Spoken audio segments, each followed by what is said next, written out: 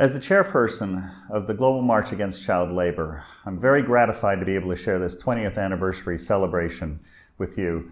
The work that the Global March has done over the past 20 years, the trade unions, the NGOs, the civil society organizations, parliamentarians, marchers, child laborers themselves have been the core and backbone of the success of this organization and its attempt to eliminate child labor. Child labor is the canary in the coal mine of all other labor violations. If you find child labor in a situation, you'll find many other labor violations as well. This is one of the reasons why, as a trade unionist, I'm very gratified that trade unions have been in the forefront of working for the elimination of child labor for many, many years.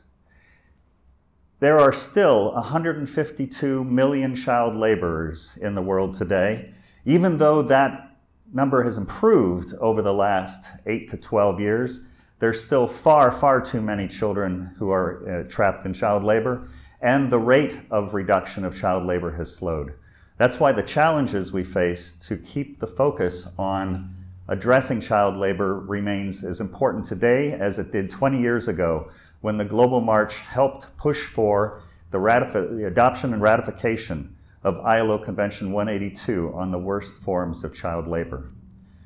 Two of the most important areas today that the Global March is focused on is child labor in agriculture, when we find the food on our table, the products that come through supply chains, both global supply chains and local supply chains, are part of our everyday lives.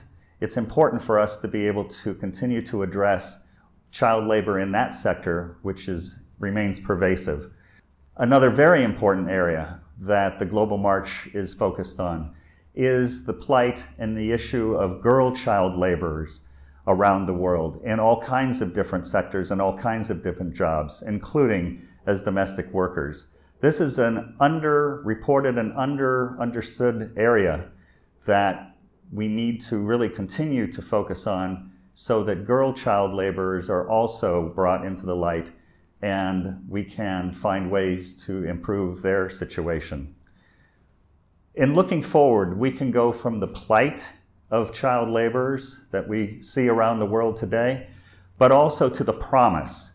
The child laborers who were part of the original Global March 20 years ago, many of them are now successful adults. The promise is now to change the narrative and to look forward in ways that we can really begin to build on the 20 years of experience, all of the hard work that the trade unions, the NGOs, opinion leaders, parliamentarians, and so on have done around the world to really take the next step and to address child labor once and for all now in the 21st century.